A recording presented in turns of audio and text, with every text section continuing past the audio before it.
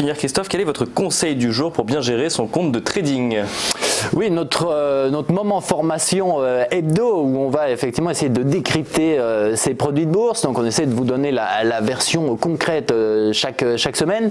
Là, on va parler de la nouveauté, hein, de toute façon les Stability, puisque c'est des produits qui ont été lancés finalement seulement de façon intensive en octobre, que les investisseurs commencent à découvrir. On l'a dit, le principal intérêt, c'est de gagner avec le temps qui passe. Donc des produits, on le rappelle, de toute façon risqués, hein, puisque si l'une des barrières est franchie, on perd l'intégrité de son capital. Barrière haute, barrière basse, donc ça peut être tentant, je dirais, de se construire un scénario où on va estimer que l'indice dans les semaines à venir ne va pas effectivement aller au-delà ou en deçà de niveaux qu'on va pouvoir facilement définir avec l'analyse technique. Là, je vous renvoie à notre lettre objectif levier du lundi.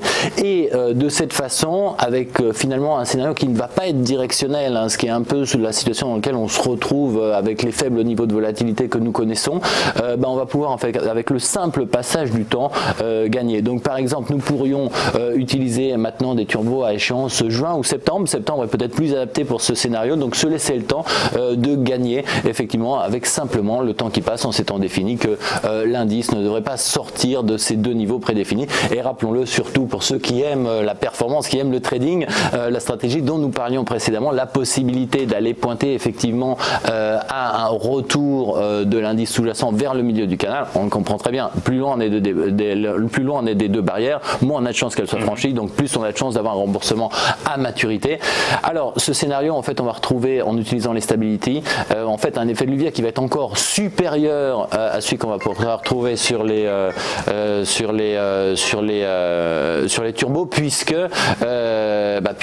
très simplement on pourrait de façon très anecdotique représenter le Stability comme un turbo avec un maximum. Donc on le voit, ça coûte moins cher et donc on a un effet de levier qui est plus fort.